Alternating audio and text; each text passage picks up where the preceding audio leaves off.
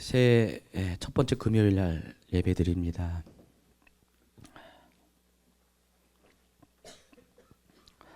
날씨는 추운데 여러분의 열정은 식지 않은 것 같습니다. 자, 오늘은 제 27강 하나님의 입맞은 14만 4천 명 이 주제를 지난주에 이어서 두 번째로 같이 나누도록 하겠습니다. 지난주 강의를 통해서 우리가 좀 알 수 있는 것 몇 가지 점검해야 될 것들은, 이 계시록 7장은 난해 구절에 속한 부분이라고 얘기했습니다.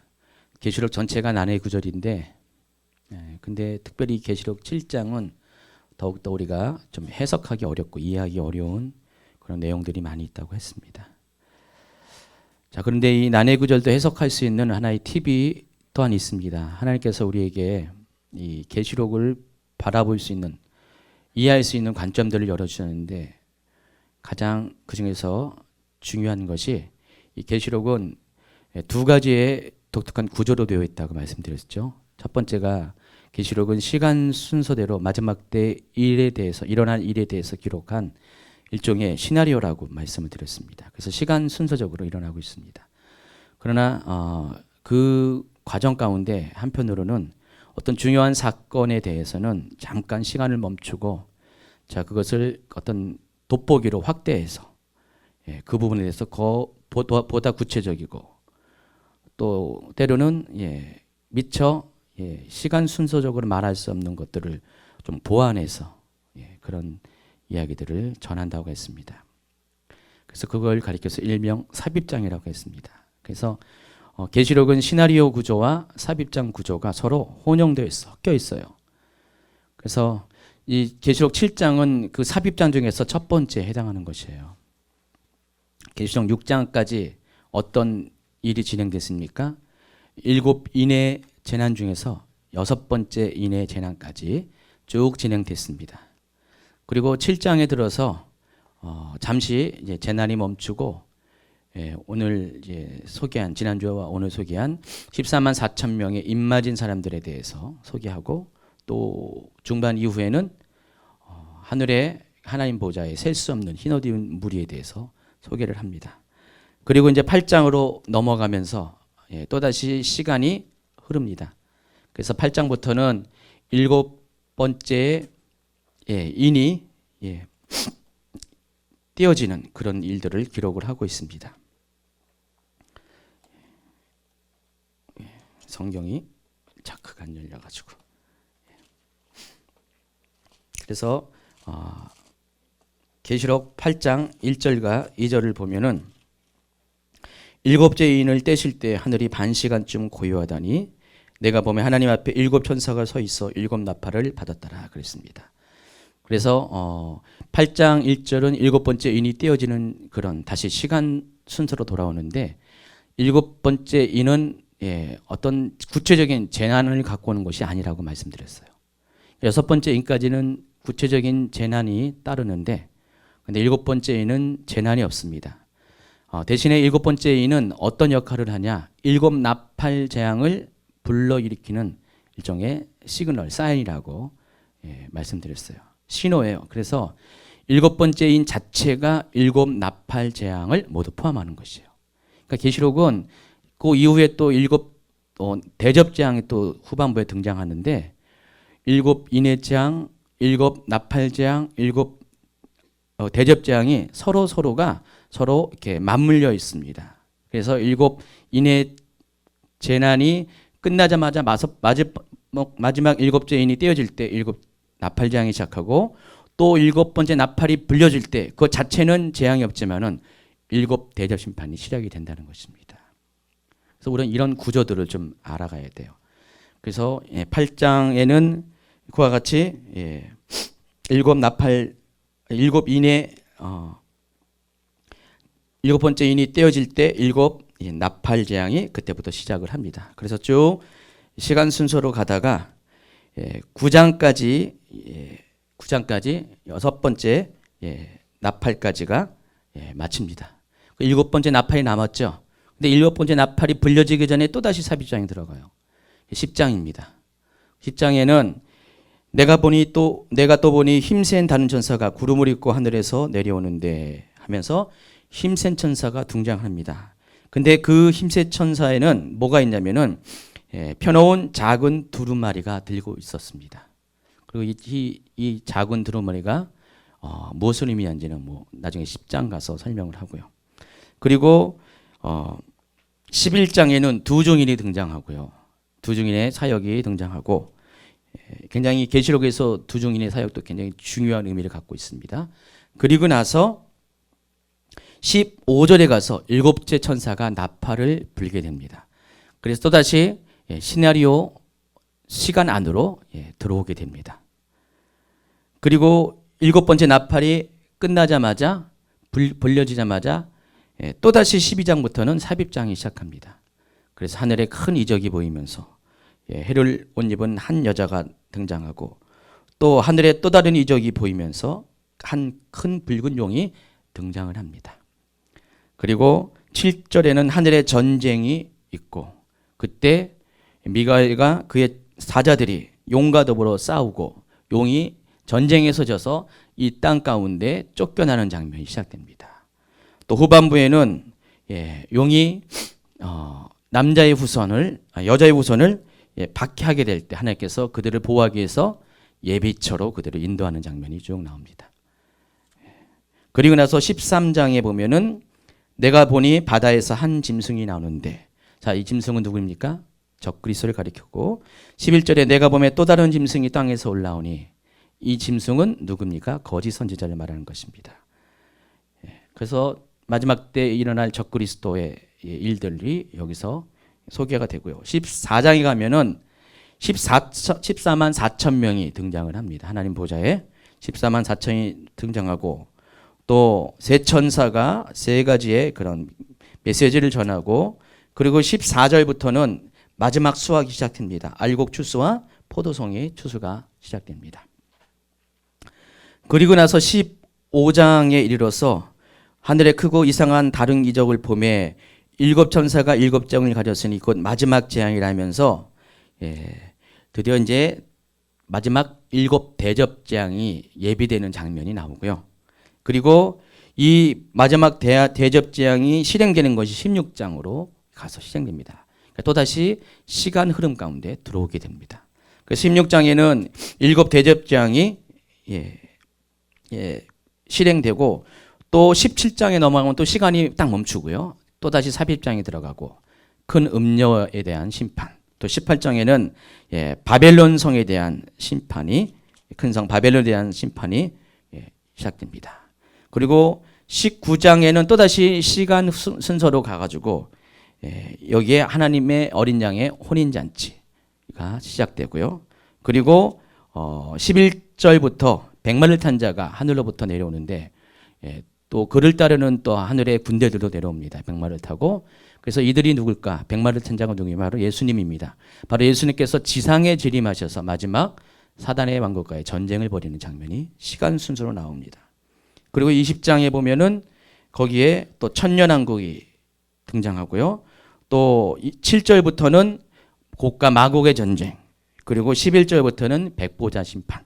그 21장에 가면은 새하늘과 새 땅이 펼쳐지고 새 예루살렘이 하늘에서 내려오고, 그리고 그 이후부터 22장까지는 우리가 나중에 가게 될 영원한 하나님 나라 천국, 천국에 대한 소개가 쭉 등장합니다. 자, 이게 계시록이 내용이에요. 뭐 그냥 그만할까요? 다 했으니까. 계시록은 이런 구조로 되어 있습니다. 이런 독특한 구조이기 때문에 여러분이 이것을 앞으로도 계속해서 반복적으로 이 부분을 짚고 넘어갈 것인데, 이 부분을 알아야지 여러분이 계시록을 이해하는데 아주 좀 이렇게 좀 쉬운 길을 찾아갈 수가 있다는 것입니다.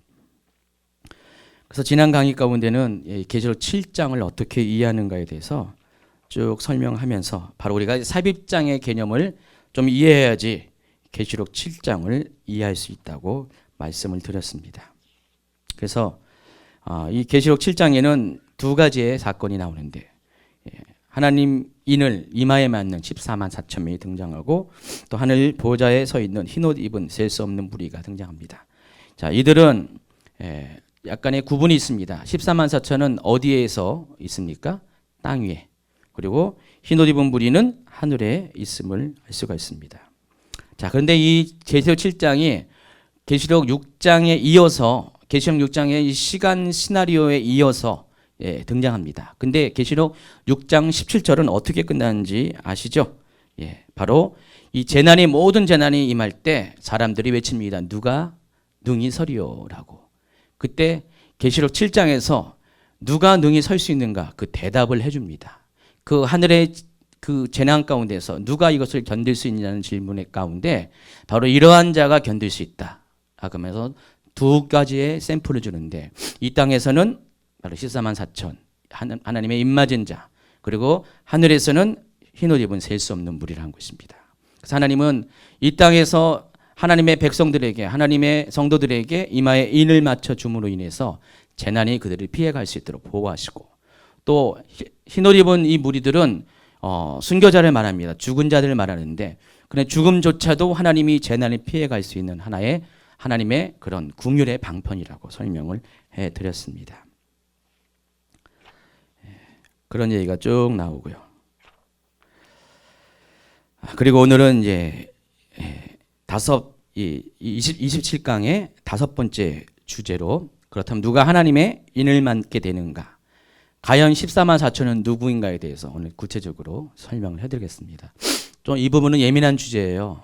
굉장히 예민한 주제고 논란이 많고 제가 지난 설명한 것처럼 이 삽입장 부분은 난해 구절에 해당하기 때문에 과연 누가 어느 누구의 주장이 100% 정답이라고 말한다는 것 자체가 좀 이렇게 말이 이렇게 맞지 않습니다. 누구든지 100% 이렇게 이 견해를 주장할 수가 없습니다. 제가 하는 말들은 100% 믿지 마시고요. 여러분이 이렇게 잘 이렇게 소화하셔야 돼요. 여러분이 성경을 이렇게 상고해서 정말 목사님 말씀이 정말 타당하다 하면 받아들이고요. 좀 퀘스천이라면은 여러분 나름대로 또 다르게 생각할 수가 있습니다. 저는 그냥 되도록 어떤 신학적인 그런 것들보다는 어떤 가이드보다는 성경에 충실해서 성경적인 입장에서 이것을 풀어가고자 합니다. 그렇지만은 이 14만 4천에 관한 이 견해가 너무나 좀 상이하고요. 너무나 다양하고 그리고 14만 4천을 어떻게 이해하느냐에 따라서 정통이 될 수 있고 이단이 될 수도 있고 그렇습니다. 그래서 종말론의 중에서 종말 구원론과 관련해서 이단도 있고 종말론에 관한 이단도 있는데 특별히 종말론에 관한 이단 중에서 가장 많이 분포되는 게 14만 4천과 관련돼 있어요. 여러분이 알고 있는 여호와의 증인 역시 14만 4천 때문에 종말론적인 입장에서 이단이라고 말할 수 있고요. 또 하나님의 교회, 신천지, 하나님의 교회가 안상형 중인이죠. 신천지도 다 이단. 여러분 신천지는 다 알잖아요. 신천지가 주장하는 게 뭡니까? 14만 4천이 채워져야지 하늘의 장막성정.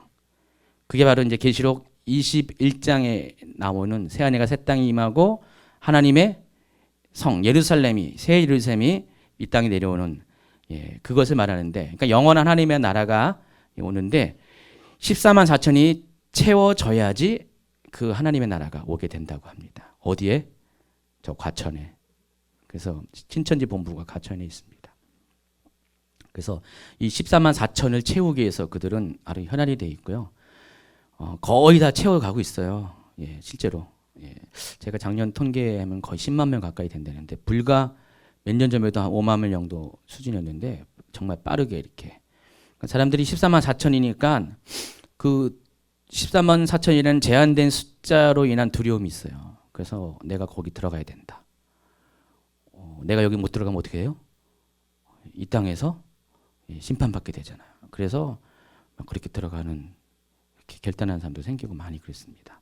그래서 이 신천지가 14만 4천이 물론 다른 이단적인 그런 신학도 많이 있지만은 이 14만 4천이 굉장히 그들에게서는 아주 중요한 그런 신학적인 주제이고 또 그들이 어떤 교세를 유지할 수 있는 하나의 또 방편이기도 합니다.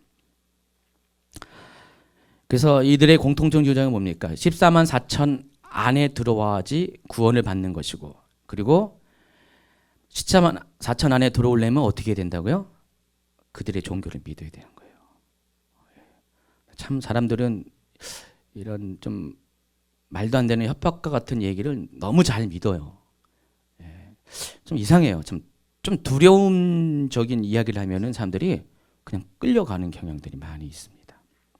물론 여러분들은 안 그렇겠죠? 안 그런데 우리가 이것들을 잘 이렇게 피하고 이런 이단과의 싸움에서 이기려면은 계시록을 알아야 돼요. 이단들이 계시록을 관련해서 얼마나 많이 사람들을 미혹하는지. 근데 교회들은 그동안 이 계시록을 연구를 잘 안 했어요. 또 목사님들도 잘 안 가르쳤습니다. 잘못만 하면 본인도 이단이 되니까 두렵습니다. 괜히 잘못 건드렸다가 벌집을 쓰시는 것 같기 때문에 건들지 않습니다. 그래서 그동안 이제 계시록에 관한 연구도 적었고 깊이도 얕았고 그리고 사람들의 관심도 그런 별로 없었습니다. 그러나 요즘 계시록에 관한 메시지들이 많이 나오고 있고요. 그리고 많은 사람들이 관심을 갖고 있고요. 벌써 여기만 해도 이렇게 여러분이 관심을 갖고 찾아오고 있습니다. 자, 그만큼 하나님이 계시록을 열어줄 때이고 그만큼 이 때가 하나님께서 계시록을 통해서 우리에게 마지막 때를 준비할 수 있는 궁유를 베푸는 때이기도 합니다. 자, 14만 4천이 누구인가에 대한 몇 가지 견해를 말씀드리겠습니다. 첫 번째는 14만 4천을 문자적으로 해석하는 방식입니다. 그래서 이들을 육적인 유대인으로 보는 것입니다. 이것을 믿는 분들이 가장 많이 있어요. 실제로. 그래서 14만 4천은 문자적인 유대인들이고 정확하게 14만 4천 명의 유대인들이 마지막 때 주님을 믿고 돌아온다. 그들이 바로 여기 계시록 7장에 말하는 14만 4천이라는 것입니다. 자, 이 같은 주장은 세대주의적인 전천년설의 아주 고전적인 해석 방법입니다. 여러분 세대주의 전천년에 대해서 뭐 용어 자체가 좀 복잡한 것 같지만은 아주 쉽게 이야기하면은 교회는 그들의 주장 중에서 가장 핵심적인 것이 교회는 이미 7년 환란이 이르기 전에 환란 전에 휴거된다는 주장이 핵심적인 주장입니다. 그러니까 마지막 때 7년 환란이 이 땅 가운데 임하게 될 것입니다. 근데 교회는 그 전에 휴거되어야 된다는 입장이 그다음에 세대주의적 전천년주의라는 것입니다. 여기와 이 교회의 성도의 휴거와 관련돼서 휴거의 시기가 어느 시기냐에 따라서 전천년주의, 후천년주의가 나눠지고요. 또 어떤 사람들은 뭐 무천년주의 뭐 이렇게 나눠지고 많이 하겠습니다. 자, 계시록 4장 1절에는요 이런 말씀이 있습니다. 이 일 후에 내가 보니 하늘에 열린 문이 있는데 내가 들은 바 처음에 내가 말하던 나팔소리 같은 그 음성이 이르되 이리로 올라오라. 이후에 마땅히 일어날 일을 내가 네게 보이리라 하시더라. 여기 보면은 빨간 글씨로 되어 있잖아요. 그 음성이 이르되 이리로 올라오라. 자, 이 장면이 뭐라 그랬습니까? 여러분 저와 여기 엔타이머 강의 들은 분들은 바로 이해하시죠? 이 장면은 사도 요한이 반모선에서 유배 가운데서 하나님의 천사 예수님이 보낸 천사를 만나게 되는데 그때 하늘에서 음성이 들려가지고 이리로 올라오라 그랬습니다. 그러니까 소위 우리가 알고 있는 입신을 말하는 것입니다. 그 영이 하나님 나라로 하늘 보좌로 올라가는 장면을 말합니다.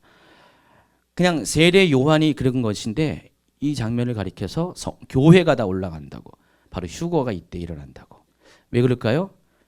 5장부터 뭔 일이 생깁니까? 5장에는 하나님이 오른손에 7인의 두루마리를 이제 그때 보여지게 되고 그때부터 이제 본격적으로는 6장부터 7인이 떼어지게 되잖아요. 바로 7년 환란이 들어가게 됩니다. 그러니까 그 전에 성도가 휴거되어야 되기 때문에 이 장면을 성도가 휴거하는 장면이라고 이거는 제가 보기에는 억지로 끼워 맞추는 것 같아요. 아무리 봐도 이게 무슨 성도의 휴거입니까? 전혀 이렇게 맞지 않는 건데 신학이 그러니까 거기에 맞춰서 논리를 자꾸 만들어 가니까 이것을 성도의 휴거라고 주장하기도 합니다. 어쨌든 그렇기 때문에 이 세상에 남아있는 사람들 중에 구원받을 가능성이 있는 사람들 성도들은 다 환란 전에 휴거를 받았으니까 이미 4장에서 휴거를 받았으니까 제 주장이 아니라 세대주의자 전천년주의의 주장입니다. 가능성 있는 사람들은 유대인이라는 것입니다. 그렇기 때문에 7장이라서 교회는 성도는 이 땅에 남아있지 않고 남아있는 자는 믿지 않은 자들과 유대인인데 또 유대인들은 하나님께서 반드시 마지막 때 회복시킬 것이라고 약속을 하셨기 때문에 마태복음 24장과 또 로마서 9, 10, 11장에 약속을 하셨기 때문에 이 유대인들이 이때 휴거를 받게 된다.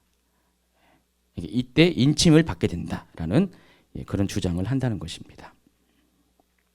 특히 7장 5절 이하에 열거된 이스라엘 12지파의 목록이 있습니다. 한번 읽어볼까요? 오늘 본문 중에 하나인데 7장 5절, 6절, 7절, 8절 시작. 유다 지파 중에 인침을 받은 자가 1만 2천이요 루벤 지파 중에 1만 2천이요 갓 지파 중에 1만 2천이요 아셀 지파 중에 1만 2천이요 납달리 지파 중에 1만 2천이요 므낫세 지파 중에 1만 2천이요 시므온 지파 중에 1만 2천이요 레위 지파 중에 1만 2천이요 이사갈 지파 중에 1만 2천이요 스불론 지파 중에 1만 2천이요 요셉 지파 중에 1만 2천이요 베냐민 지파 중에 인침을 받은 자가 1만 2천이라. 성경에 보면 숫자가 계속 반복되면 약간 짜증나죠. 그렇죠? 뭔 말인지. 근데 그것조차도 굉장히 중요한 의미가 있습니다.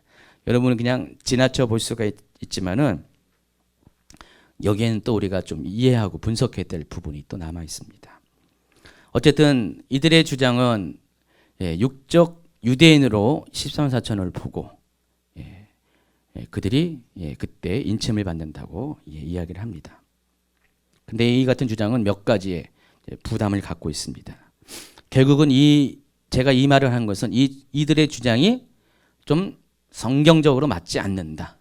어폐가 있다라는 그런 이야기를 하고자 하는 것입니다.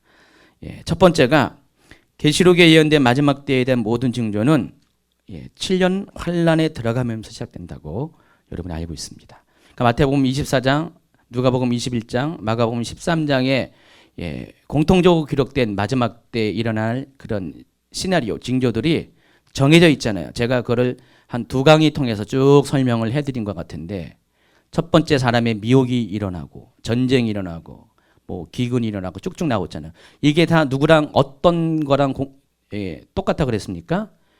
7인의 재앙과 똑같아요.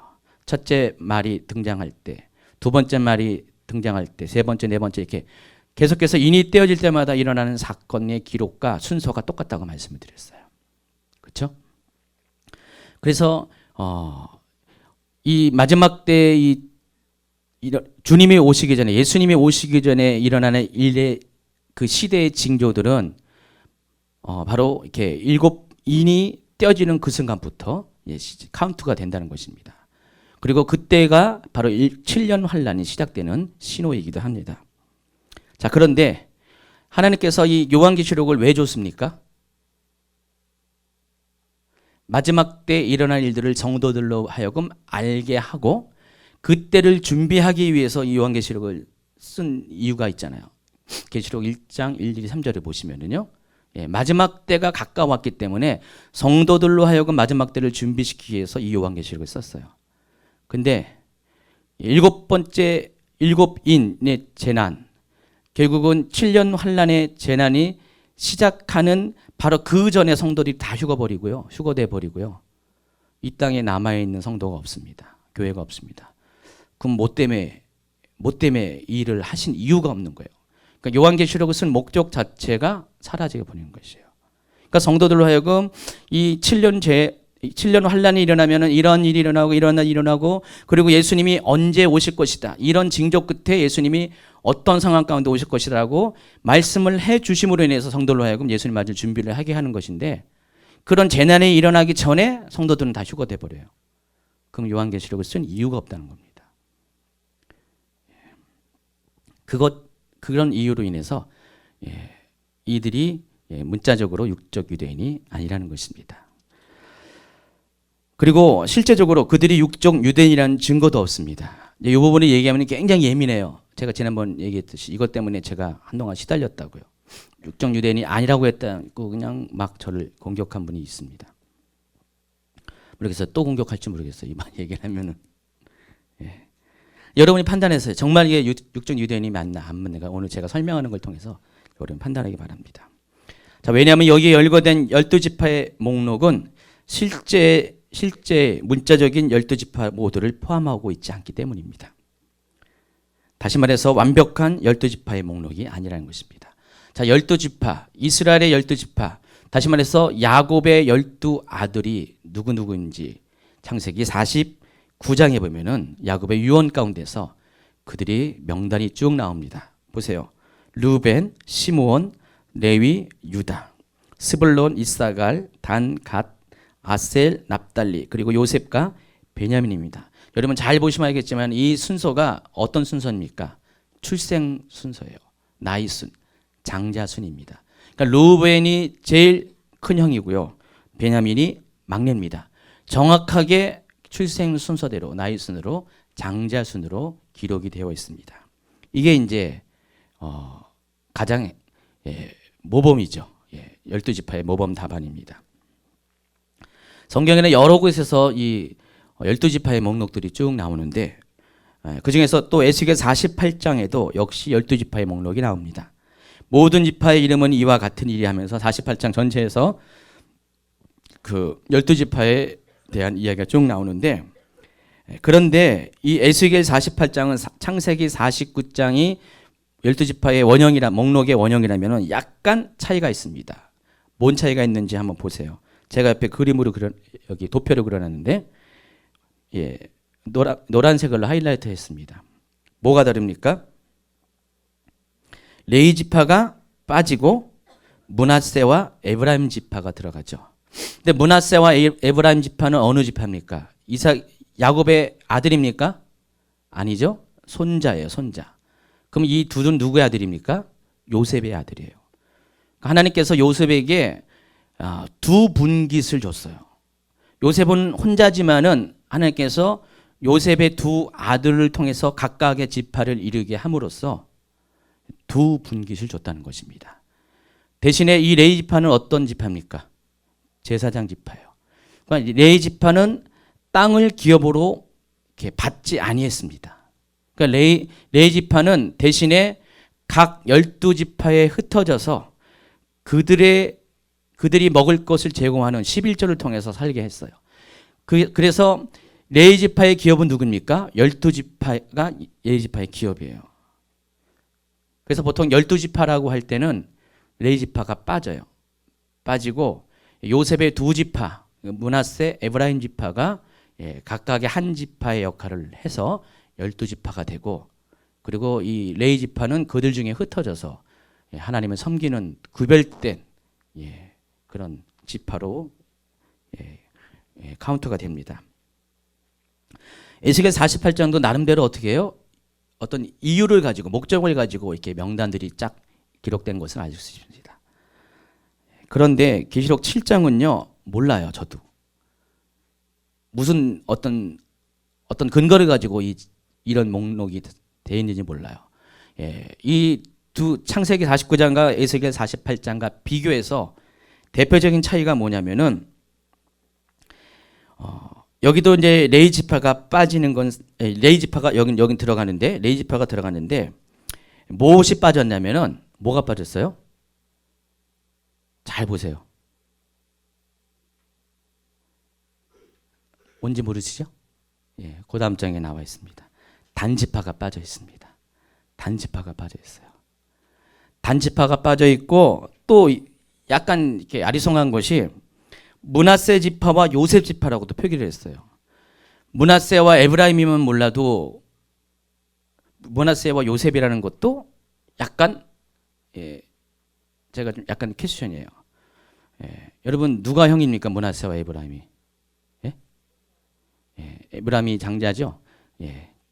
근데 그래서 아마 요셉이라는 그런 이름을 에브라임 대신 그렇게 한지 모르겠어요.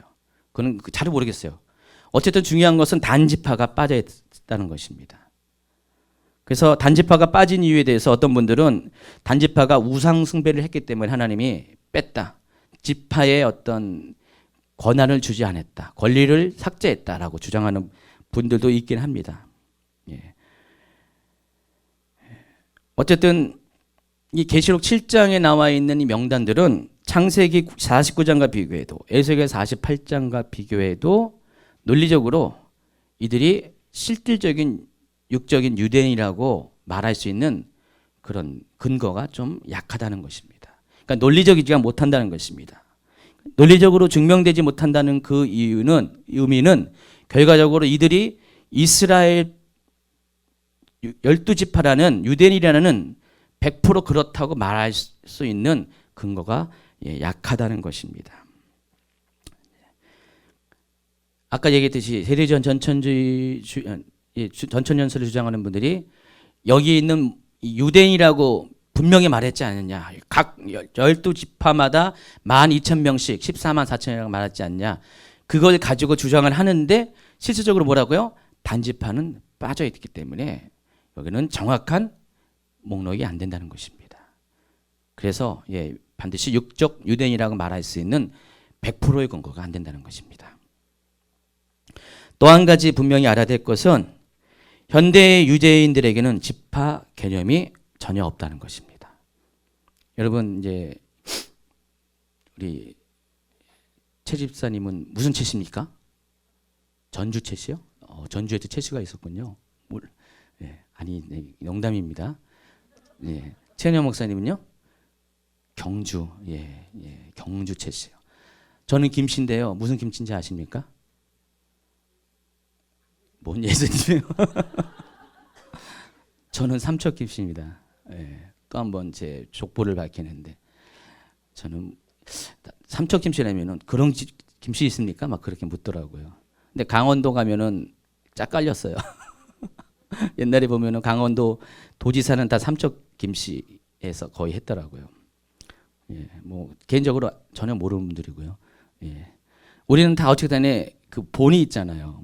당신 무슨 성이 뭡니까? 또 본이 뭡니까? 다 대답할 수가 있잖아요. 이스라엘 사람들한테 한번 가서 물어보세요. 당신의 본이 뭡니까? 대답할 사람이 없어요. 당신 어느 지파 사람입니까? 말할 수가 없습니다. 아무도 몰라요. 한번 가서 확인해 보세요. 혹시 유대인 친구가 있으면 당신 어느 지파냐고. 그러니까 신약 성경만 쓰는 시대만 해도 내가 무슨 지파라는 것이 분명했는데 현재 유대인들은 지파 개념이 전혀 없다는 것입니다. 왜냐하면 이미 지파를 따질 수 없도록 혈통이 희석이 되었기 때문에 그렇습니다. 우리가 있는 혈통이라는 게 뭡니까? 부계잖아요. 부계. 법적으로 우리나라도 모계가 아니라 부계잖아요. 성경도 마찬가지예요. 누구 자손이라 합니까? 아브라함의 자손, 이삭의 자손, 요셉의 자손, 사라의 자손, 리브가의 자손, 라헬의 자손이라고 성경이 말합니까? 아니죠. 그러니까 부계라는 것이 법적으로도 그렇고 유전학적으로도 그렇고 성경적으로도 그렇고 어떤 혈통을 따지는 기준이 되는데 현재 이스라엘은 그렇지 않아요. 법적으로 그 혈통을 어떻게 따지냐? 부계가 아니라 모계예요. 엄마가 유대인이면 유대인이지 아버지가 유대인이면은 유대인이 아닙니다. 이해하시겠어요? 그러니까 유대인을 따지는 세 가지 기준이 있다고 했잖아요. 제가 그 12강에서 이야기를 했는데 첫 번째가 엄마 아빠 다 유대인이면은 그거는 100% 유대인이에요. 그렇죠? 두 번째 아버지는 유대인이 아니라도 엄마만 유대인이면은 그 사람은 또 유대인이에요. 근데 엄마 아빠도 다 유대인이 아닐 수가 있어요. 근데 그가 종교적으로 유대교에 입교하면 또 유대인이에요. 그런 어떤 혈통을 따지는 우선순위가 있습니다. 1, 2, 3가 있습니다. 현재 이스라엘이 그렇다는 거고요. 그리고 그 사람이 이스라엘 사람인가 유대인인가를 확인할 수 있는 그 검사관이 누구냐면은 의사가 아닙니다. 뭐 DNA를 검사해서 하는 게 아니라 누가 판단하냐? 누가 판단합니까? 랍비가 판단합니다. 현재도 랍비가 판단을 합니다. 그렇기 때문에 현재 이스라엘은 스스로 혈통의 순수성을 내세울 수가 없어요. 그들 스스로가. 제가 이 강의를 지난 12강에서 이야기를 했어요. 얘기를 했더니 뭐 자칭 유대인에 관한 이야기를 주제를 가지고 얘기할 때 어떤 분이 이제 이거를 듣고 저한테 목사님 그럴 수 없습니다 하면서 딴 거는 다 동의해도 이 부분은 동의할 수 없습니다. 하여튼 계시록을 얘기하면은요 동의 못한다는 분들은 꼭 계시긴 계세요. 뭐 저도 뭐 그럴 수가 있잖아요. 근데 저는 이제 동의 못합니다 얘기는 안 해요. 그럴 수도 있다고 저는 받아들여요. 왜냐면은 제가 연구를 하다 보니까 충분히 계시록은 그럴 수가 있을 가능성이 많기 때문에 그냥 또 다른 의견, 참고할 만한 의견들을 이제 받아들입니다. 근데 자정 그분은 이제 굉장히 이 부분에 대해서 강력하게 어필을 했어요. 근데 뭐 다른 이유 때문에 그런 게 아니라 바로 이 마지막 때 유대인들이 회복을 해야 되는데 유대인들이 이스라엘이 회복을 해야지 마지막 때가 오는데 만약에 이 유대인의 혈통이 완전히 무시되어지고 또 이 무시되어진 혈통 가운데 이들이 유대인이 아니라면은 현존하는 유대인들이 유대인이 아니라면은 이스라엘 회복이라는 그 전제가 기초가 무너지기 때문에 그것 때문에 이제 말씀하신 거예요. 충분히 이해를 하고 있습니다. 그래서 제가 한 번 더 이 부분을 나름대로 생각해보고 연구를 했는데 뭐 바빠가지고 많이 연구를 못하고요. 이 강의 준비하면서 조금 이제 더 찾아봤습니다. 우리가 알고 있는 유대인은 뭐 몇 종류가 있는데 크게 두 종류가 있습니다. 아슈케나즘 유대인하고 세파르딤 유대인이라고 두 종류가 있습니다. 근데 아스케나즘 유대인은 외모가 누구 닮았다고 했습니까? 백인. 그리고 세파르딤 유대인은 누굴 닮았습니까? 셈족. 그리고 또 하나의 유대인인데 흑인 유대인이 또 있습니다. 에디오피아 출신의 유대인이 있습니다. 그래서 세 종류의 유대인이 가장 대표적인 유대인이고 그 중에서 이 아스케나즘 유대인과 세파렘 유대인이 전체 유대 사회의 90% 이상을 거의 99% 가까이를 차지하고 있습니다. 참 신기한 것은 그들 모두가 다 외모가 다르잖아요. 백인이고 또 중동 사람처럼 생겼고 심지어는 흑인인데 다들 자기는 유대인이라고 생각하고 정체성을 가지고 있어요. 다 그들 실제로 유대인입니다.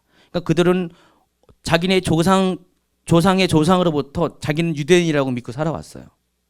그리고 현재도 자기는 유대인이라고 생각하고 있어요. 그래서 이스라엘이 건국되자 그들이 다 이렇게 모였잖아요. 그래서 이스라엘은요 따지고 보면 외모만 따지면 다민족 국가예요. 인종이 다양합니다. 거기에는 백인도 있고 중동계도 있고요, 흑인계도 있고요. 심지어는요 아시안 유대인도 있습니다. 아시아 계통의 유대인. 그러니까 유대인이 그 작은 몇 퍼센트지만은 자기들이 유대인이라고 믿고 있는 사람들이 있어요. 아시안 쪽에서도. 그러니까 우리 같은 뭐 이런 이렇게 생긴 사람 중에서도 자기가 유대인이라고 믿고 있는 사람이 있다는 것입니다.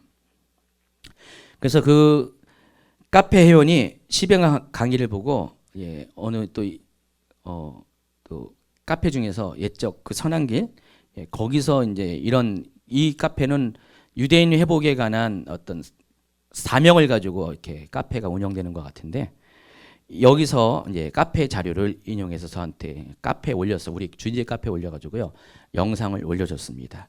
자료라고 하면서 그래서 유전학적으로 이들이 제가 말했던 그 카자르 왕국의 그들이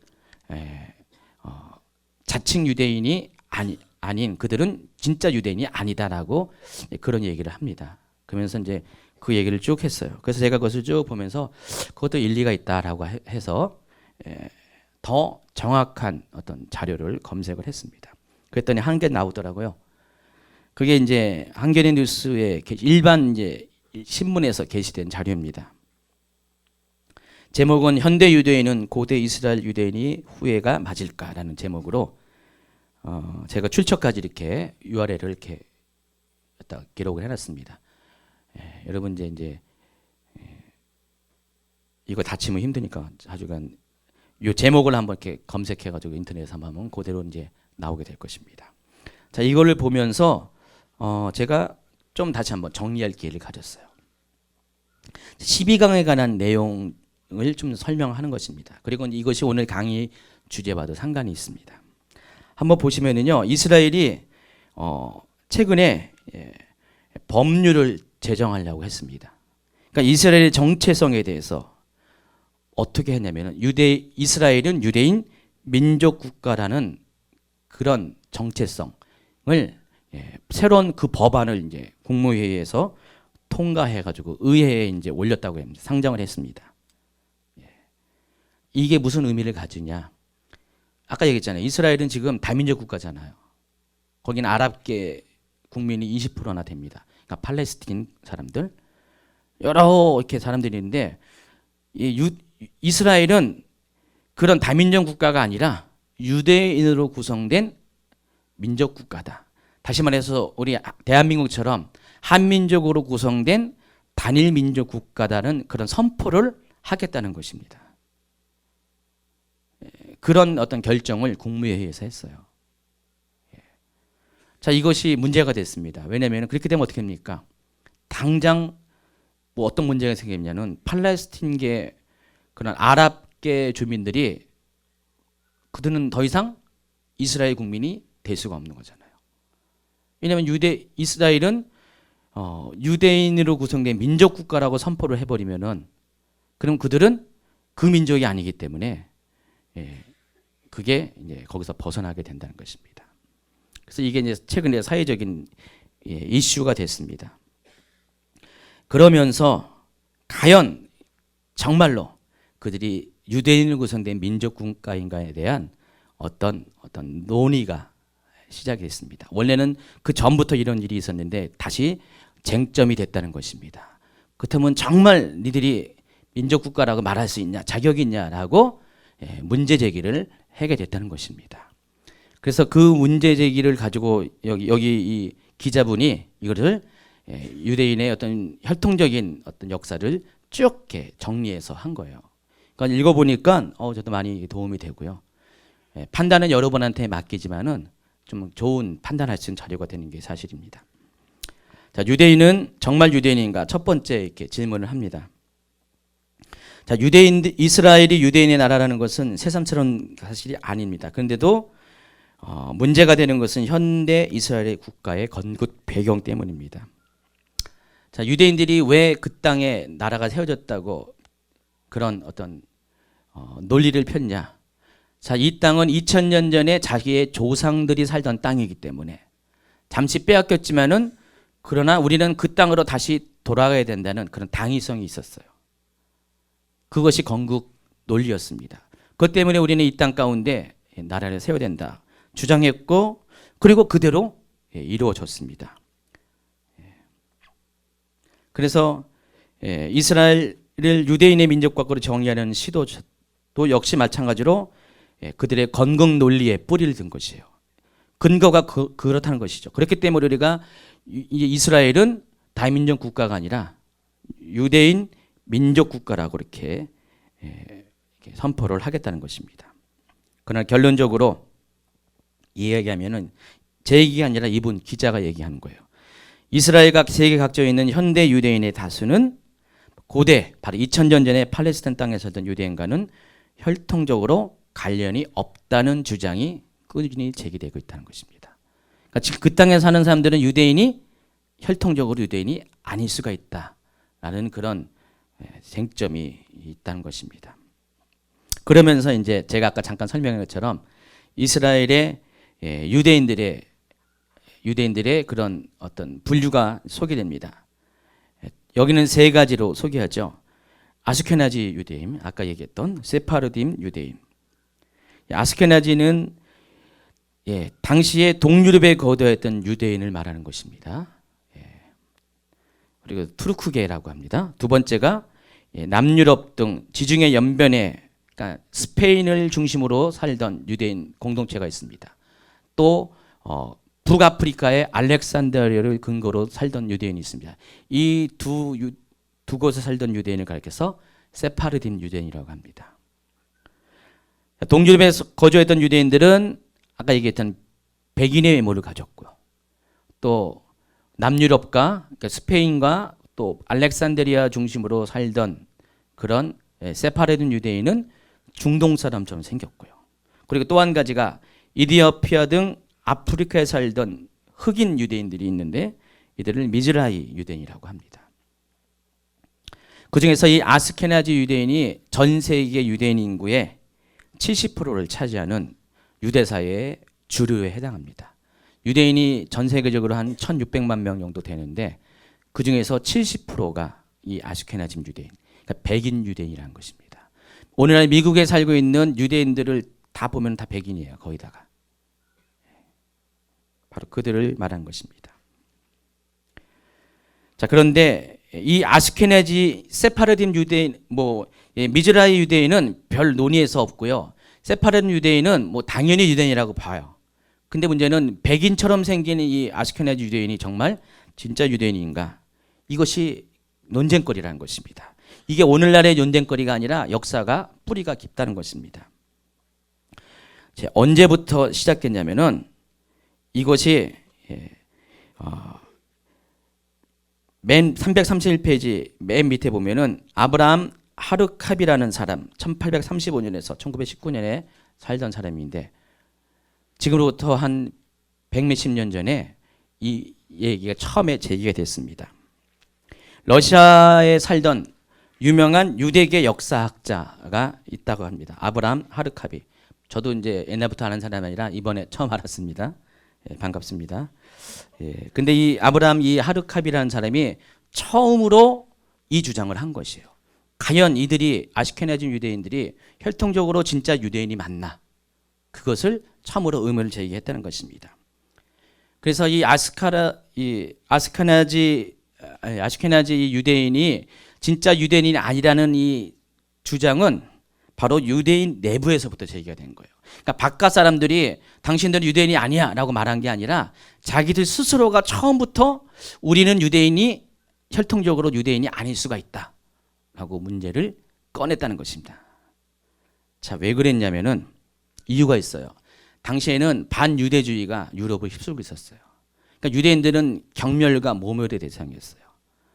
정말 유대인들은요 사회에서 진짜 정말 다 싫어하는 그런 사람이었습니다. 그래서 심지어는 유대인이기 때문에 직업도 뺏기고 유대인이기 때문에 박해도 받고 유대인이기 때문에 쫓겨나기도 하고 그래서 그 대표적인 그 결정적인 것이 바로 2차 세계대전 때 히틀러에 의해서 600만 명의 유대인들이 다 그들은 아스케나즘 유대인입니다. 600만 명의 유대인들이 홀로코스트로 희생을 당했잖아요. 그 정도로 반유대주의는요 그 19세기 무렵부터 꾸준히 제기돼 가지고요 20세기 초반 중반까지 전 세계를 휩쓸었고요.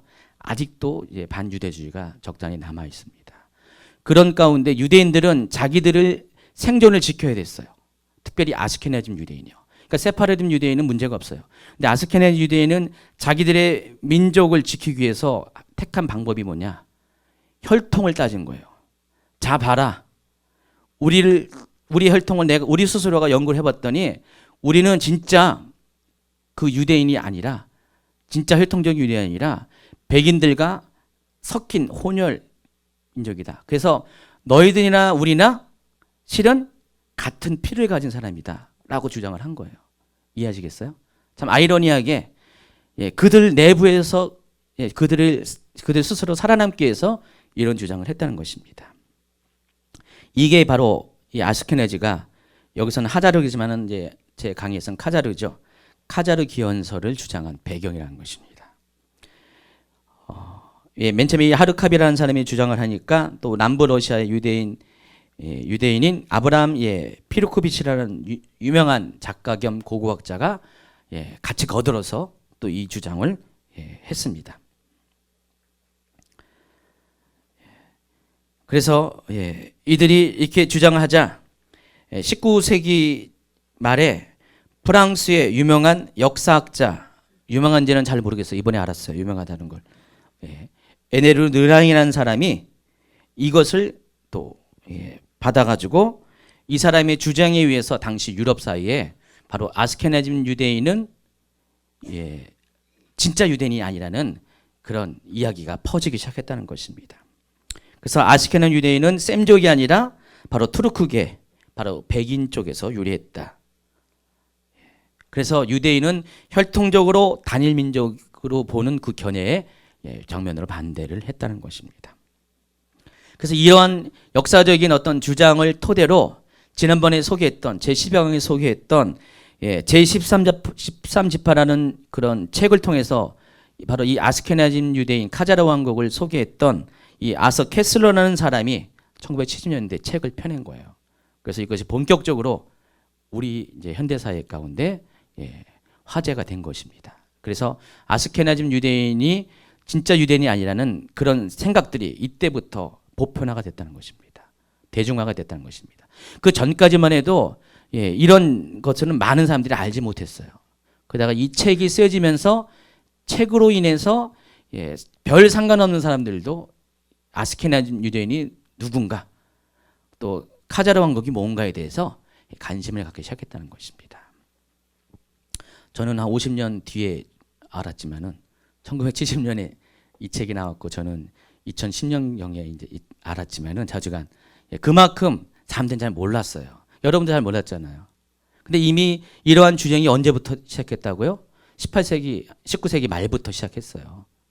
지금부터 백수십 년부터 이 주장이 제기됐는데 이 주장은 누구한테 제기했다고요? 외부에서 주장한 것이 아니라 당신들은 유대인이 아니야 라고 말한 것이 아니라 그들 스스로가 우리는 유대인이 아닐 수가 있다. 근데 그 이유가 뭐라고요? 당시에 팽배했던 반유대주의로부터 자신들을 보호하기 위해서 우리는 혈통적으로 셈족이 아니라 투르크계 민족, 다시 말해 카자르에서 온 혼혈이다. 내지는 그냥 카자르 계통의 유럽, 동유럽 계통의 그런 사람들이라고 자신들의 정체성을 스스로가 이렇게 주장을 했다는 것입니다.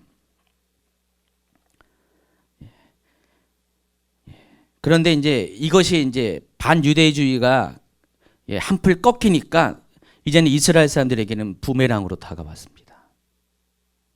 그때만 해도 자신들이 그것을 그런 주장에 힘입어서 자기도 유럽의 백인 사회의 한 일부라는 그런 동정표나 내지는 인정을 받아서 거기서 함께 거주할 수 있었는데 막상 이스라엘 국가를 건설하려니까 이게 문제가 된 거예요. 그때부터.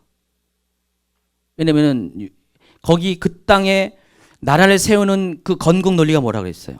2000년 전 우리 조상들이 살던 곳이기 때문에 우리가 거기에 살 권리가 있다고 말하고 있었는데 말해야 되는데 이런 주장을 보면 어떻게 됩니까? 이들은 이들은 정말 2000년 전에 살던 그 이스라엘의 여기 뿌리가 아니라는 얘기를 스스로 하고 만 거잖아요. 그러니까 이제는 늦었어요. 내가 늦었으니까 반대로 그러면은 우리가 정말 유대인이라는 것을 증명하려고 노력들을 거꾸로 하기 시작했다는 것입니다. 그게 뭐냐면은 유전자 검사예요. 여러분 잘 알다시피 세계의 석학들은 다 유대인이잖아요. 그러니까 자기들이 잘할 수 있는 방법으로 유전자 검사를 하기 시작했습니다. 그래서 이들이 이 유전자 검사를 전 세계에 퍼져 있는 유대인들을 다 샘플링 해가지고요. 유전자 검사를 조사했더니 그들 모두가 유전적인 동일성을 가지고 있다는 것을 알게 됐고요. 또 아스케나즘 유대인도 그들이 다 아스케나즘 유대인이잖아요. 청동기 시대 때인 이게 과학적으로 이게 말하는 거죠. 기원전 2500년 이때가 어딥니까? 바로 아브람 때죠. 그때부터 700년 사이에 중동에서 살던 사람들로부터 기원에서 유럽으로 퍼져나갔다는 결론을 내렸다는 것입니다. 그러니까 이스라엘의 역사와 동일한 어떤 시간표를 가지고 이들이 거기에 있었던 사람들의 후손이다. 그리고 그것이 유전학적으로 증명이 된다라고 말을 했다는 것입니다. 그래서 이제 이 이야기가 아까 그 옛적 그 선한길의 카페에 나와 있는 동영상에 나오는 이야기예요. 그래서 이것이 해리 오스트리라는 그 학자에 의해서 이 연구가 집대성되었어요. 그래서 결론을 내렸습니다. 유대인들이 중동에서 기원한 조상을 두고 있다는 결론을 내렸습니다. 그러면서 이 유전자 조사의 기초로 해서 학설을 만들었는데 그게 라인란트 가설이라고 합니다. 이 라인란트 가설의 핵심은 이거예요. 이 아스케나지 유대인, 백인 계통의 유대인은 서기 7세기 무슬림들의 팔레스틴 땅 정복 이후 팔레스틴 떠난 유대인들의 후예라고 주장합니다. 여러분 아시겠지만 이슬람이 7세기에 발현을 해가지고요. 이슬람이 급속도로 세계를 제패하고 예루살렘의 유대인들도 쫓아냈는데 바로 그때 쫓겨나간 사람들이 유럽 쪽으로 이주했다. 그런 특별히 어디에 이주했냐? 바로 중세 때 라일란트라는 지역. 이 지역이 독일입니다. 여기서 이주했다가 동유럽 쪽으로 갔다라는 주장을 했다는 거예요. 하고 있습니다. 이게 라일란트 가설이라고 합니다. 제가 여기 이렇게 쓴 것을 제가 여러분한테 좀 이렇게 이해하기 쉽게 저도 이제 이 부분에 대해서 뭐 최근에 알았지만 이렇게 설명을 해드린 것입니다. 자, 그런데 이 주장에 또 다른 반박 주장이 나왔어요. 2013년에 최근입니다. 2013년에 한 젊은 이스라엘 유전학자가 이 사람도 이스라엘 사람입니다. 이를 반박합니다. 그래서 이 사람은 다시 뭐라고 말하냐면은 논문을 씁니다. 유대인 조상의 잃어버린 고리 해놓고 라일란트 가설과 하자르 가설의 대비라고 하면서 결론을 내린 게 뭐냐면 이 아스케나지의 뿌리는 바로 코카소스 지역이 있다는 건데 이 코카소스 지역이 바로 그 고대 카자르 왕국이 있던 그 지역을 말한 것입니다.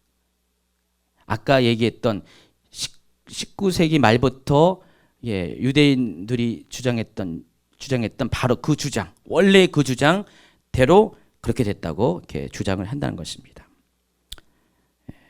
그래서 이것이 다시 논쟁이 돼가지고요. 이 사람의 주장에 의해서 바로 최근의 일인 것 같아요.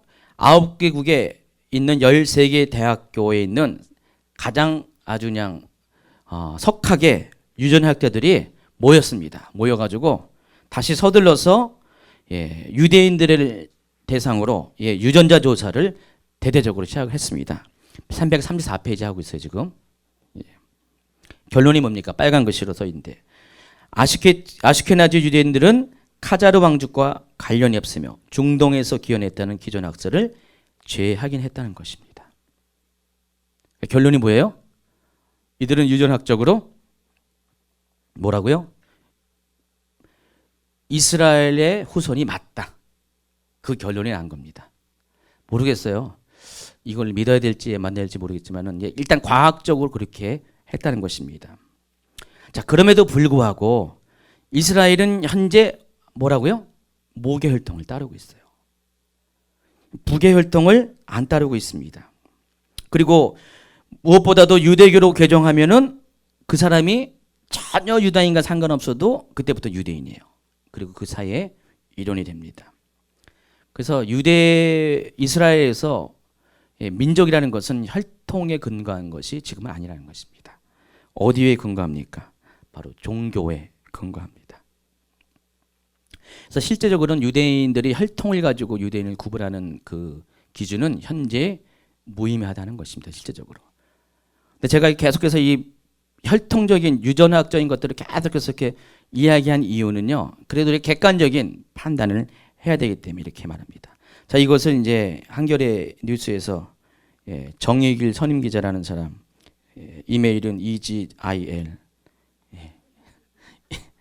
궁금한 거 있으면 이분한테 한번 이메일을 보내보세요. 이분이 이제 이렇게 기사를 썼어요. 제가 이 기사를 여기 읽으면서 저도 좀 정리가 됐습니다. 왜 이런 잠깐만 논란이 일어나냐? 왜냐면 어떻게 해요? 처음부터 이 논란의 발단은 아스케나즈 유대인 스스로가 시작한 거고요. 갑자기 환경이 바뀌고 입장이 바뀌어 보니까 그것을 번복을 시도했고, 번복하려니까 과학적인 데이터를 가지고 증거를 내기 위해니까 유전학적인 어떤 그 조사를 했고, 하다 보니까 이것이 또 엎치락 뒤치락 됐고, 그러니까 최종적으로 2013년 후에 9개국의 13개 대학교에 30명의 그런 유전학들이 모여서 대대적으로 했더니 결론은 이 천재의 유대인들은 외모가 백인이건 흑인이건 뭐 동양 사람 같이 생겼거든 다 유대인의 DNA가 있다라고 결론을 내렸다는 것입니다. 잘 모르겠어요. 저는 유전학자도 아니고 어떤 대단한 지식도 있는 건 아닌데, 그렇지만 이 이야기를 일단은 받아들인다면은 우리가 이 자료를 통해서 확인할 수 있는 것이 두 가지 있는데, 첫 번째가 외모는 어찌 되었든 간에 아스케나진 유대인 역시 혈통적 유대인이라는 가능성이 존재한다는 것입니다. 왜냐하면 유전학적인 데이터가 그렇습니까? DNA가 발견된다고 하니까. 그러나 둘째는 그럼에도 불구하고 유대인 스스로 자신들의 혈통적 뿌리에 대한 확신은 실제로 없다는 것입니다. 그럼에도 불구하고 그들 스스로 우리는 아브라함의 후손이라는 그런 개념이, 확신이 적다는 것입니다. 그래서 오늘날 유대 사회는 더 이상 육신적 혈통을 주시하는 것이 아니라 종교적 혈통을 중시하는 사회라는 것입니다. 그렇다면 오늘 이제 주제와 관련해서 그럼 계시록 7장에 있는 각 지팔별 12,000명의 입맞은 유대인, 결과적으로 14만 4천인은 정말 유대인일까? 여러분 어떻게 생각하세요? 저는 글쎄요, 아직도 퀘스천이 있습니다. 일단 아까 그 문자적인 해석 방법 자체가, 논리 자체가 안 맞고요. 또 혈통적으로도 뭐 이렇게 조사는 나왔지만 약간 퀘스천이 남아 있고요. 그리고 그들 스스로가 부계 혈통을 따르지 않고 모계 혈통을 따르는 것을 봐서 그들 스스로도 실제로는 그것을 인정하지 않는 그런 추세라는 것입니다. 결과적으로 뭡니까? 이 14만 4천은 육적 유대인이 아닐 가능성이 많이 있습니다. 많이 있다는 것입니다. 또 한 가지, 4번입니다. 335페이지. 과연 유대인은 언제 회심할 것인가에 대한 그것에 대해서 우리가 한번 또 생각을 해보면은, 여기 있는 유대인들이 정말 유대인인가 아닌가가 또 한번 이렇게 생각해 볼 수가 있습니다. 예수님은 마태복음 24장에서 무화과 나무 비유를 듭니다. 그래서 이 비유를 통해서 마지막 때의 징조 중에 하나가 바로 이스라엘의 회복이라는 것을, 이스라엘 나라의 회복, 그리고 유대인의 회복을 이렇게 언급을 하십니다. 마태복음 24장 32절, 34절, 34절까지 한번 읽도록 하겠습니다. 무화과 나무의 비유를 배우라. 그 가지가 연화해지고 잎사귀가 내면 여름에 가까운 줄을 아나니, 이와 같이 너희도 이 모든 일을 보거든 인자가 가까이 온 곧 문 앞에 이른 줄을 알라. 내가 진실로 너희에게 말하노니 이 세대가 지나가기 전에 이 일이 다 일어나리라. 자, 이것을 제가 예전에 설명하면서 이 무화과 나무의 비유가 어떤 의미가 있는 것을 말씀드렸어요. 무화과 나무는 이스라엘을 대표하는 세 가지의 나무 중에 하나입니다. 그래서 무화과 나무 하면 이스라엘을 떠올릴 수가 있는 것이에요. 그래서 이 무화과 나무는 이스라엘을 상징하는 나무입니다. 자, 근데 그 가지가 연하여지고 잎사귀를 낸다. 그 뭡니까? 이제 겨울이 지나고 이 무화과 나무가 살아나기 시작한 그때가 된다는 것이죠. 그때가 언제입니까? 여름이잖아요. 여름이 가까우면은 잎사귀가 연해지고 가지가 연해지고 잎사귀가 막 나기 시작하잖아요. 그때가 되면 여름이라는 겁니다. 제가 이 얘기하면서 이 여름이라는 단어가 제가 잘하는 것이 말장난 아시죠? 당해본 분들은 아시죠? 저보고 어느 형제가 개그 잘한다 그래요. 뭐 했는데 저는 개그가 아니라 그냥 말장난 하고 있습니다. 언어 유희라고, 좀 고상한 말로 하면 언어 유희를 하고 있는데, 이스라엘도 이 언어 유희가 있어요. 이 여름이라고 이렇게 번역한 이 히브리어 단어가 실은 어떤 단어랑 의미 비슷한지 아십니까? 종말이라는 단어와 의미 비슷해요. 그래서 우리가 있잖아요, 어떤 말을 들어보면은 잘못 들을 때가 많이 있잖아요. 이렇게 단어 자체가 비슷해가지고. 그러면은 성경에서 여름이 가까웠다라고 할 때 이스라엘 사람들은 이 얘기를 들을 때 뭐라고 듣냐면은 종말이 가까웠다라고 듣게 된다는 것입니다.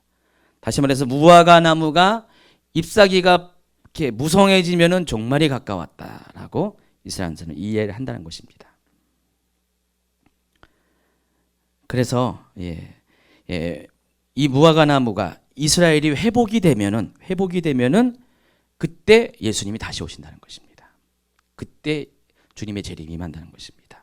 이것이 하나의 징조예요. 그러니까 마태복음 24장은 예수님이 언제 오십니까라는 제자들의 질문에 대해서, 마지막 때는 어떤 일이 일어납니까라는 질문에 대해서 답을 주시는 것이 마태복음 24장이에요. 그때 예수님은 계속해서 계시록 6장에 있는 7인의 재난과 동일한 어떤 스토리에 그런 정확하게 동일한 스토리의 그런 마지막 때의 사인들을 쭉 설명을 하면서 쭉 해왔습니다. 그리면서 30절에 보니까 그때 인자의 증조가 하늘에서 보이겠고 그때 땅의 모든 족속들이 통곡하며 그들이 인자가 구름을 타고 능력 큰 영광으로 오는 것을 보리라. 그가 큰 나팔 소리와 함께 천사를 보내니 그들이 그 택하신 자들을 하늘 이 끝에서 저 끝까지 사방에서 모으리라. 그동안 제가 쭉 해온 것이 뭐랍니까? 이게 마태복음 24장도 시간 순서라고 했잖아요. 정확하게 그것이 계시록 6장과 일치한다 그랬죠. 그렇다면 나머지 부분도 시간 순서로 본다면은 30절과 31절에는 예수님의 공중강림과 성도의 휴거가 묘사가 되어 있습니다. 설명이 되고 있습니다. 그리고 이 일이 있어 난 다음에 32절이 시작하는데 그때 뭐가 있습니까? 무화과 나무가 회복이 된다 그랬습니다. 다시 말해서 이스라엘이 회복이 된다 그랬습니다. 만약 이것이 이런 식으로 해석을 한다면은 이스라엘은 언제 회복이 됩니까?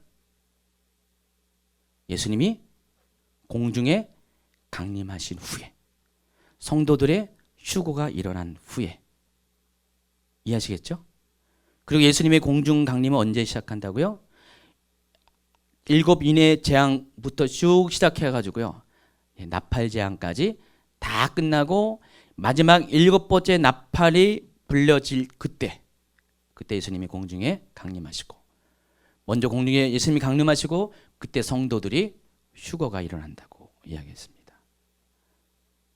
그러면 환난 전에 성도가 여기 환난 전에 성도가 휴거되고 바로 환난의 초반부에 이스라엘이 인침을 받는다는 그 시간표와 뒤에 있는 시간, 지금 말한 이 시간표가 맞지가 않아요. 다시 말해서 환난 전 휴거설이 또 제가 얘기하는 중간 휴거설과 3년 반의 시간 간격이 있는 것처럼 유대인들의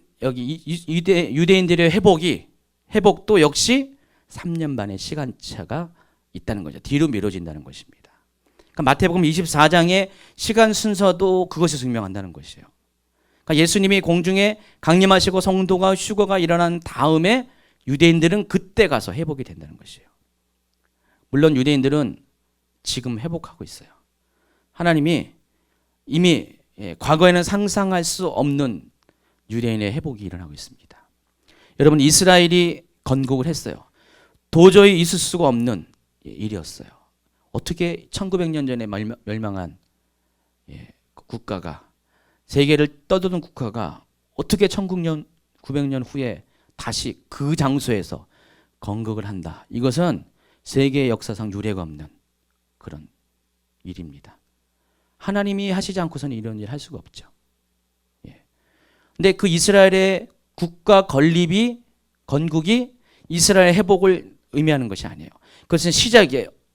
그럼 이스라엘의 무화과 나무의 회복이 완결은 뭐가 될 것 같아요? 단순히 나라의 건국을 끝나는 것이 아니라, 나라의 건국은 시작이라면은 그 완성은 이스라엘 사람들이, 유대인들이 예수님을 믿는 자로 돌아오는 것이에요. 구원받은 백성으로 돌아오는 것이 진정한 의미의 이스라엘의 회복이, 유대인들의 회복이라는 것입니다. 그러니까 이미 1948년에 유대인은 건설되었지만은 아직 100%의 유대인의 회복이 아직 이루어진 건 아닙니다.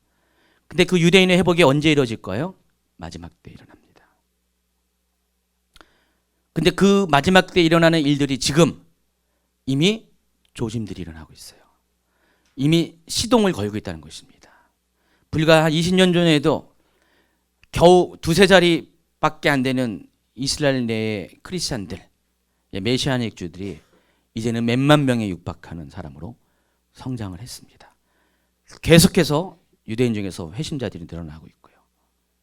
그런 일들이 하나님이 이미 시작을 했다는 것입니다. 근데 이 일이 언제 완결되냐? 바로 7년 환난 기간 중에 완결이 된다는 것입니다. 마태복음 24장의 시간표와 같다는 것이에요. 어긋나지 않는다는 것이에요. 오차가 없다는 것입니다. 그럴 때 이들이 언제 회복되냐면은 바로 성도의 휴거가 있고 난 바로 직후. 그때 이미 일부의 사람들은 회복이 되고 있어요. 회복이 되어 있는데 여기서 말한 것은 대규모의 유대인의 회복을 말하는 것이에요. 대규모의 유대인의 회심. 아마도 지금 예수님을 믿은 사람들은 성도가 휴거당할 때 그들도 같이 휴거당하겠죠. 근데 그 중에 남아있는 자들이 있을 거 아니에요. 많은 수가 남아있을 거 아니에요. 그들이 성도의 휴거를 보고 적그리스도의 그런 세계 통치를 보고 그때서 뒤늦게 깨닫고, 뭐 우리 중에서도 믿는 자 중에서도 뒤늦게 깨닫는 사람이 있겠죠. 그 후에 예수님을 받아들이고 믿게 된다는 아마 그 얘기입니다. 그들은 결국 어떻게 됩니까? 남은 자들은 다 순교합니다. 그들도 예수 믿는 대가를 통해서 순교하게 될 것입니다. 어쨌든 하나님은 그것이 종말의 때에 일어날 유대인의 회복을 말하고, 그것이 시간 순서적으로 예수님이 공중에 강림하시고 성도가 휴거된 다음에 일어난다고 말씀을 하고 있습니다. 그렇다면은 이 앞서 계시록 7장에 있는 유대인, 입맞은 유대인들은 그들과 같냐? 아니라는 것입니다. 그런 논리가 성립됩니다. 그래서 육적 유대인은 아닙니다. 자, 이것을 더 설명하기 위해서는요, 다니엘서 9장 27절 336페이지를 보세요. 왜 주님의 재림 직전에 이런 일이 생길 것인가? 다니엘 9장 27절에 보시면요, 그가 장차 많은 사람들과 더불어 한 이레 동안의 언약을 굳게 맺고 그가 그 이레의 절반의 제사와 예물을 금지할 것이며 또 포악하여 가정한 것이 날개를 의지하여 설 것이며 또 이미 정한 종말까지 진노가 황폐하게 하는 자에게 쏟아지리라 하였느니라. 자, 이 예언은 어떤 예언입니까? 적그리스도에 대한 예언이죠.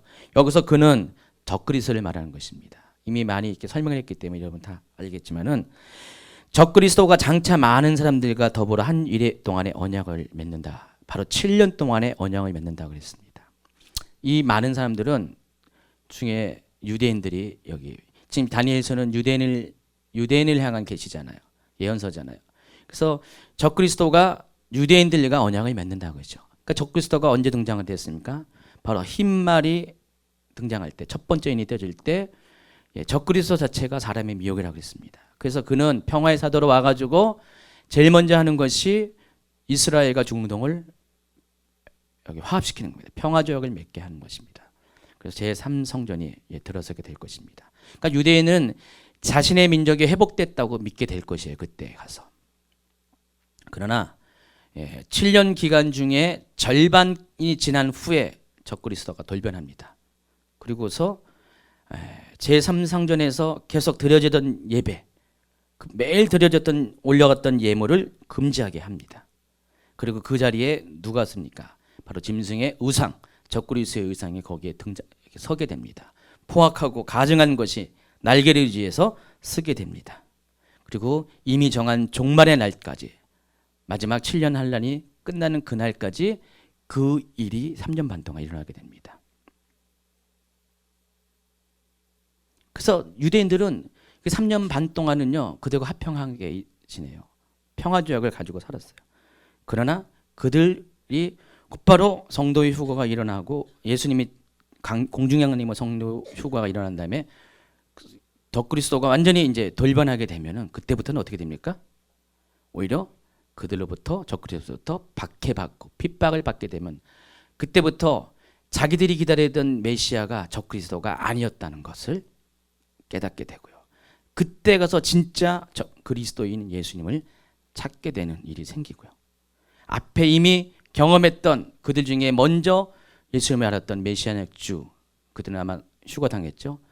그들의 말들과 그들의 전도를 기억할 것이고 그때 회복이, 대규모의 회심이 일어나게 된다는 것입니다. 뭐 제 이야기입니다. 성경적인 것들을. 그래서 여러분의 판단은 여러분을 맡기고요. 336페이지 보면은, 자, 14만 4천이 누군가에 대한 두 번째 견해가 있습니다. 첫 번째가 육적 유대인이라고 했고요. 그럼 결론이 뭡니까? 아닐 가능성이 더 많다는 것. 두 번째는, 이 두 번째 견해는 구원받은 성도들의 총수요라고 주장하는 것입니다. 자, 이것은 상징적인 해석을 주장하는 그런, 아까 세대주의 전천전주의를 주장하는 분들도 거의 대부분 장로교에 속한 분들이 많고요. 또 여기도 장로교 신학을 주장하는 분들, 여기 특별히 구원론과 관련돼서 이게 연결되어 있습니다. 그래서 이 상징적인 해석을 하신 분들은 문자적으로 이것을 해석하는 것은 옳지 않다고, 그러니까 세대주의 전천주의와 정반대의 해석을 합니다.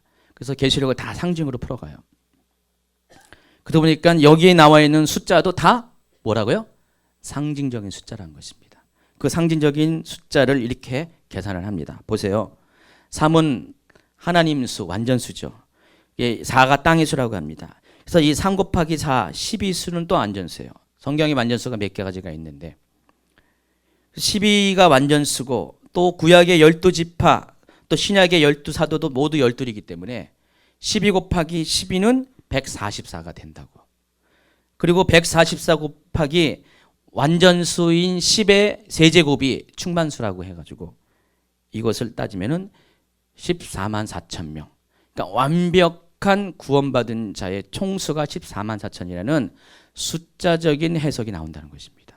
그래서 이것은 문자적인 14만 4천이 아니라 상징적으로 구원받을, 그때 마지막 때 구원받을 사람들의 완전한 총수, 그들이 몇 명인지는 모른다는 것이죠. 그는 상관없이 자주간 상징적인 의미로 하나님이 완벽하게 성도들을 구원받는다, 그렇게 주장을 하고 있습니다.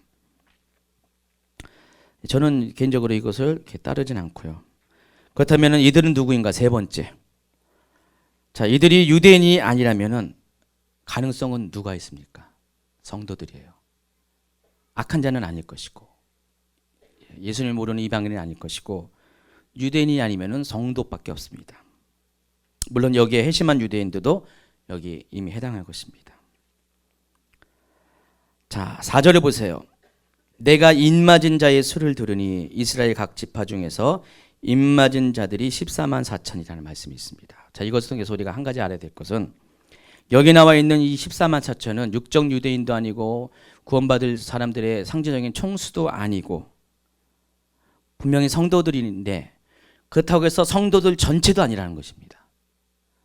여기 보면은 이스라엘 각 지파 중에서라고 표현했습니다. 여기서 중에서라는 말은 그 가운데서라는 것입니다. 다시 말해서 많은 무리들 중에서 뽑아낸 적은 무리들이 있다는 것입니다. 그 때문에 14만 4천 명이 성도인 것은 맞지만은 모든 성도들을 의미하는 것은 아니라는 것이죠. 이해하시겠어요? 성도는 맞지만은 모든 성도를 의미하는 것이 아니라 그 중에서 얼마간에 뽑아낸 성도를 말하는 것입니다. 그렇다면 이런 결론을 합니다. 제가 여러분에게 지난주에 안심시켰는데 한 가지 또 여러분을 불안케 하는 것은, 하나님의 입맞은 자들은 다 그 환난 가운데서 구원을 받는다, 보호하심을 받는다는데 모든 성도들은 다 아니라는 것입니다. 그 중에서 뽑아낸 14만 4천 명이 보호를 받는다는 것입니다. 자, 근데 이 14만 4천 명이 또다시 계시록 14장에 등장합니다. 한번 읽어볼까요? 14장 1절. 또 내가 보니 보라, 어린 양이 시온산에 섰고 그와 함께 14만 4천이 서 있는데 그들의 이마에는 어린 양의 이름과 그 아버지의 이름이 쓴 것이 있더라 그랬습니다. 이것도 하나의 주제로 다뤄야 될 부분이지만은 제가 그냥 괜히 논의만 커져서 그냥 인정을 해버리고 바로 갑니다. 계시록 7장의 14만 4천과 계시록 14장의 14만 4천은 과연 같은 사람인가 다른 사람인가? 양쪽 다 주장하고 있습니다. 어떤 분들은 다르다, 어떤 분은 같다. 근데 제가 이제 계시록을 쭉 보니까 대부분 숫자의 경우는 통일성이 있어요. 특별히 중요한 숫자 같은 경우는 더더욱 그런 게 있습니다. 저는 개인적으로 이 계시록 7장의 14만 4천과 계시록 14장의 14만 4천이 같다고 볼 수가 있습니다. 같다라고 생각합니다. 자, 요한은 지금 두 장소의 모습을 보고 있습니다. 계시록 14장을 보면은 첫째는 땅 위의 시온산입니다. 예루살렘의 시온산에, 실제적으로 시온산에 예수님과 함께 14만 4천이 서 있는 환상을 보게 됩니다. 근데 그들의 이마에 써 있는 것이 있습니다. 뭐라고요? 아까 빨간 글씨로. 그들의 이마에는 어린 양의 이름과 그 아버지의 이름을 쓴 것이 있더라. 해필이면 위임합니까? 계시록 7장에도 뭐라고 했어요? 그들의 이마에 하나님의 인을 맞춘다 그랬잖아요. 여기도 14장에도 14만 4천이 하늘에 있는 것이 아니라 시온산에 서 있는데, 예수님과 함께 서 있는데 그들의 이마에는, 계시록장에는 인이라고 했는데 여기서는 어린 양의 이름, 그 아버지의 이름. 결국 이것은 같은 얘기라는 것이에요. 그러니까 인을 찍는 것은 넌 내 거야라고 하는 것인데, 그 내 거라는 것은 여러분 그렇잖아요. 장난칠 때 넌 내 거야 할 때 힘도 바르는 경우도 있지만은 이름을 쓰잖아요.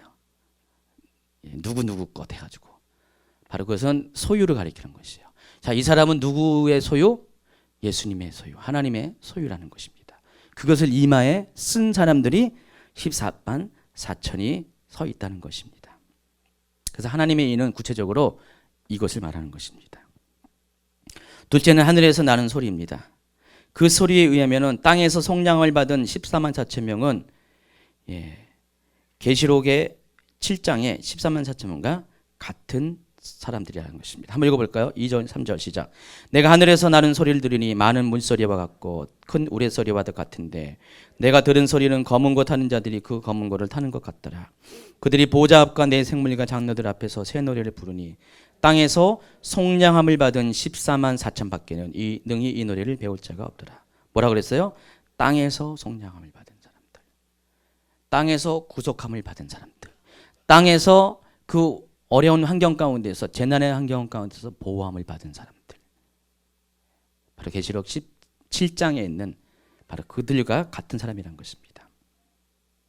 그리고 더 중요한 것이 있습니다. 그들이 어떤 사람인가, 그들의 자격에 대해서 이렇게 설명합니다. 4절. 이 사람들은 여자와 더불어 더럽히지 아니하고 순결한 자라. 어린 양이 어디로 인도하든지 따라가는 자다. 사람 가운데서 속량함을 받아 처음 익은 열매로 하나님과 어린 양에 속한 자다. 또 그 입에 거짓말이 없고 흠이 없는 자다. 네 가지의 14만 4천의 조건을 설명합니다. 마지막 페이지 넘겨보세요. 자, 이런 자들이 14만 4천 명의 구원의 수에 들어가게 된다는 것입니다. 그래서 14만 4천이 하나님의 구원은 완전함을 나타내는 상징의 수라고 한다면은 바로 여기서 말한 네 14만 사람은 누구라는 이 네 가지 조건은 어떤 겁니까? 바로 구원받을 사람의 조건의 완전성을 말하는 것이에요. 그러니까 어떤 사람이 구원을 받는다고요? 어떤 사람이 인치심을 받는다고요? 어떤 사람이 너는 내 거야라고 어린 양의 이름과 하나님의 이름을 그 이마에 쓰게 하신다고요? 바로 네 가지를 조건에 합당한 사람, 여자와 더불어 더럽히지 아니하고 순결한 자. 이 말은 다시 말해서 우상 숭배하지 않은 사람, 배도하지 않는 사람, 또 어린 양이 어디로 인도한지 따라가는 자, 자기를 부인하고 십자가를 지는 사람, 사랑 가운데 속량을 받아 처음 익은 열매로 하나님과 어린 양에 속한 자. 바로 첫 열매라는 그것은 장자권을 말하는 것인데, 바로 그 삶의 모든 것들, 구원의 모든 것들의 대표성을 가진 사람을 말하는 것이고요. 또 그 입에 거짓말이 없고 흠이 없는 자, 바로 삶의 어떤 도덕적인 어떤 완결성을 가진 사람들. 자, 이런 사람들이 인을 맡게 된다. 하나님의 이름과 어린 양의 이름이 그 이마에 쓰여져 있음으로 인해서 그 일곱째 재난, 인의 재난 이후에 닥칠 그런 모든 그런 재앙들로부터 보호함을 받는 사람들이라는 것입니다. 따라서 이 하나님의 이름을 받은 사람 14만 4천은 모든 성도를 의미하는 것이 아니라 성도들 중에서 구원받을 조건을 갖춘 거룩한 성도라는 것을 알 수가 있습니다. 그래서 우리가 한 가지 더 알아야 될 것, 결론을 내린다면은, 하나님이 마지막 때 우리를 분명히 보호한다고 말씀하셨어요. 그러나 다 보호하신 게 아니라 이렇게 준비된 자들만, 그 수가 몇 명이 됐든지 14만 4천이 되든지 1440만 명이 되든지 그 수가 문자적으로 어떨지 한정되는 것이 아니라 이런 삶을 사는 사람, 다시 말해서 거룩한 삶을 사람, 신보의 영성을 가진 사람들은 하나님 마지막 때 그 환난 가운데서 보호하신다. 그 환난을 지켜주신다는 것입니다. 그 사람이 14만 4천 명. 그러면 유대인이 아닙니다. 구원받을 모든 그냥 대충 살아도 그냥 예수 이름으로 구원의 첫 번째 구원의 그런 고백을 했다고 확신만 갖고 있다고 하는 한 번 믿으면 다 됐다고 하는 그런 사람들이 아니라는 것입니다. 정말 정결하고 거룩하고 흠이 없고 자신을 부인하면서 하나님 앞에 자신의 삶의 모든 것들을 드리기로 헌신한 사람들은 하나님은 반드시 그 위경 가운데서 재난 가운데서 그들을 반드시 보호한다는 것입니다. 어느 시기에 14만 4천이 이마에 인친이 일어나는가 그림을 보면 알겠지만 언제요? 바로 7번째 인의 재앙이 시작되기 직전에, 다시 말해서 나팔 재앙이 일어나기 직전에 그 일이 일어난다는 것입니다. 자, 이것이 7년 환란 기간 가운데 속해 있습니다. 하나님은 그때를 위해서 이 계시록의 말씀을 여러분에게 오늘 풀어주시면서 여러분이 과연 어떻게 살아야 될 것들을 분명히 다시 한번 확신시켜 주십니다. 제 계시록을 쭉 보면은요, 거의 대부분이 이런 이야기들이 통일성으로 이렇게 가고 있어요. 그냥 아무나 하나님이 구원시키는 것이 아닙니다. 그러니까 누구나 구원시키는 건 맞아요. 그건 아무나가 아니에요.